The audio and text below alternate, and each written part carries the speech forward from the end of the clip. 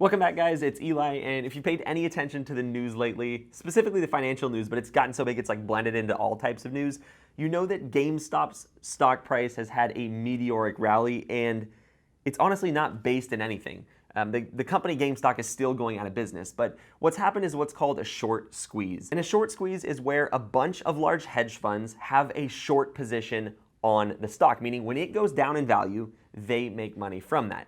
Well, a bunch of traders got together on Reddit and bought the stock up, which caused the short squeezers to lose a ton of money and the stock to rally in a way that no one could have expected, to the tune of like 18 times, 1,800%. So, a lot of people that put $1,000 in now have $18,000. Now, that's best case scenario. We'll talk about that a little more in a second. But what's interesting to me is the mentality behind the thing that makes this go crazy like it did. Now, there's some mentality that's like, I want to smash the hedge fund in there. That's more so lately. But honestly, a lot of the stock price's growth is due to people not wanting to miss out and trying to get in while the gains are insane because they think they're going to get in and make quick money. And oftentimes, the people that do that are not the people that can be risking that $1,000.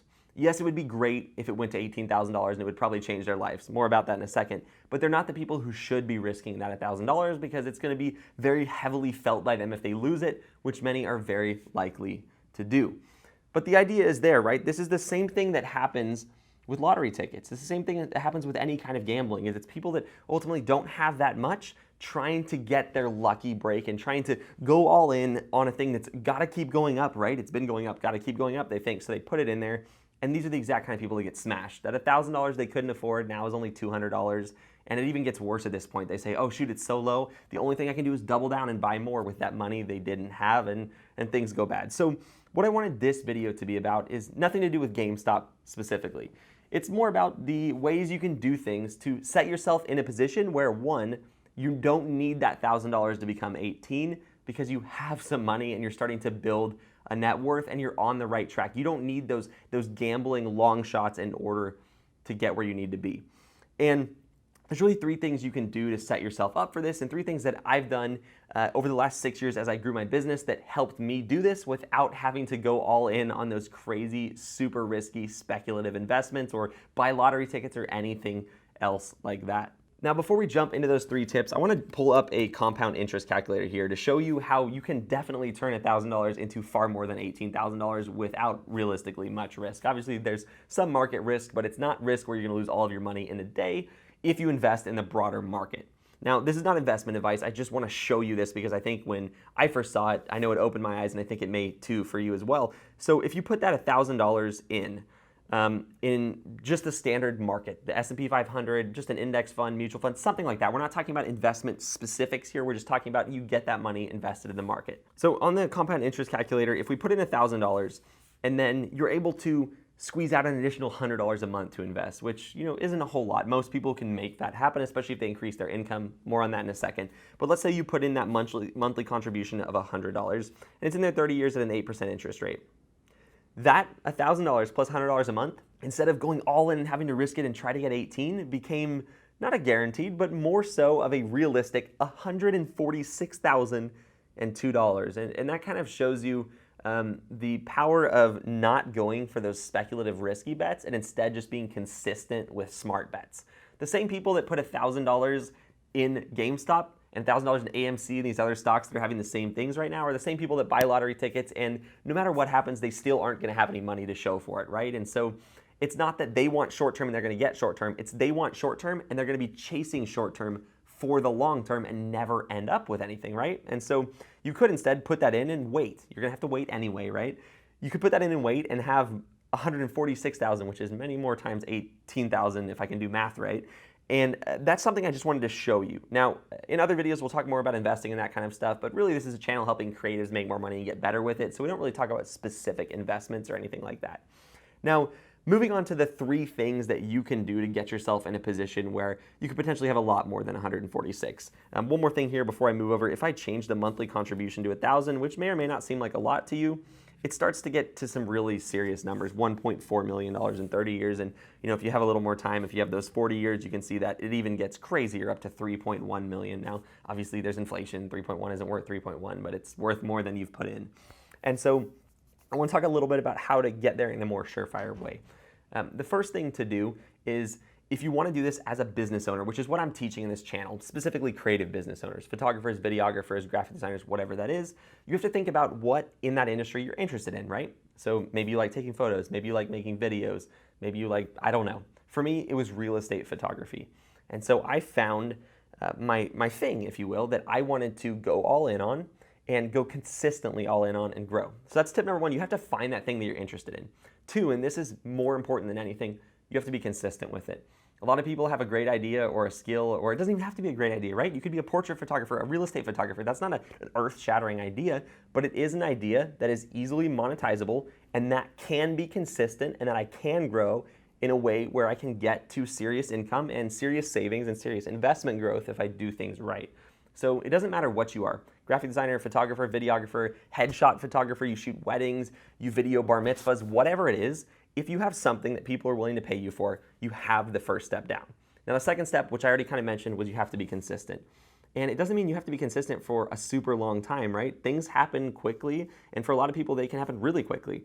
For me, I started my business about 7 years ago, and 2 years in, I was doing pretty well, and 4 years in, I was doing even better, and 6 years in, and now I'm doing even better. And so I don't think 6 years or 7 years is a ton of time.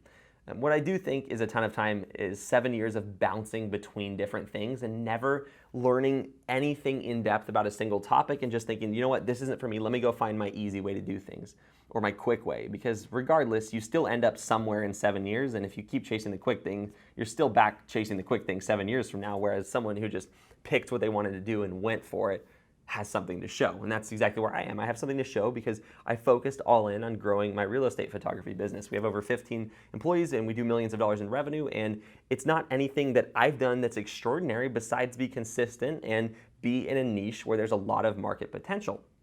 So that's the second topic. You have to be consistent. And the third topic is it literally almost makes zero difference if you make $1 million or $100,000 if you spend it all, right? It doesn't matter because you're spending it all either way. In fact, I would argue it's worse to make $1 million and spend it all than $100,000 because you can dig yourself into a much deeper hole. And that's something a lot of people do. And so that's one thing I really stress to my students is like, you gotta get good at the money you have regardless of how much it is, because if you can't save 10% now, it's gonna be a lot harder to save 10% when you're making $1 million, as much as backwards as that seems. You think, oh, you know, a lot of people tell themselves, hey, you know what, I'm only making $50,000 now and I'm really tight, but I'll save everything over $50,000. And they don't. They get to $100,000, they say, oh, I have business expenses, I might want to hire an employee. I'll save everything when I get to 150, and then 200, 250, 500. I'm not talking about 500 of your take home. I'm talking about you're starting to build a business, right? And there's always these justifications like, hey, I just hired an employee, I don't have time to save. I'll save when I'm making more.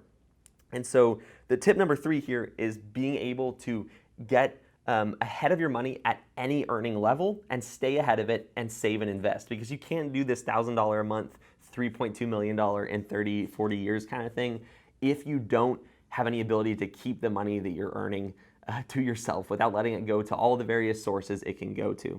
And so those are 3 things that I encourage, but specifically that last thing that I've been really encouraging our students to do lately is to invest in their personal finance. Think of their personal finance as an actual thing, not just this taboo topic they don't like talking about and doesn't go well, and invest in their education in the space. Learn about investing, learn about saving, learn about tools that are available to you to invest and save. There's software like Acorns and Webull for investing, which I actually recommend, and this is not sponsored, but they do have a pretty cool affiliate link where if you sign up, you get 3 free stocks signing up, and I will too. So if you're interested in that, check out that link below. But that's besides the point. There's software like Webull and Acorns and all of these budgeting investment software that will really help you get a handle on your money and get ahead with it. Because if you don't know where your money's at and you don't know what it's doing or where it's going, it's really hard. So the first step is to start to know your money. You got to get out of debt, stuff like that. I'm not talking about that in this video, but start to know your money, implement tools that will help you be better with your money, and do this, you know? Back to the compound interest calculator here. $1,000 initial investment, $1,000 a month, 40 years, $3.2 million. Most photographers can save $1,000 if they do things right. And do things right is on the saving side, but doing things right is also on the growing your business side. You know, I've always been a fan of this saying, it's much easier to save up a big amount if you're making a big amount than it is to save a big amount if you're making a small amount. So I'm all about increasing income, but I don't think that matters if you don't get those saving muscles starting to grow and give you some control over your money. So that one wasn't super structured like the other videos are, but it was just something we've been talking about here in the office and that was on our mind given like the GameStop insanity. I hope you got something out of that. I really think that you know, my focus, honestly, like I've become to the point where I'm pretty confident we can make people to the point where they can make money as a real estate photographer in my course. But like now it's what do you do when they start making that money to have them have something to show for it. So we've really kind of moved a lot towards helping people get better with that money they're now making, and it's an interesting topic to me. So with that being said, I hope you got something out of that. If you're not subscribed to the channel, it'd be awesome if you hit the subscribe button and if you hit the like button as well. They say it helps with the YouTube algorithm. Anyway, that's all for this video, guys. I'll see you in the next one.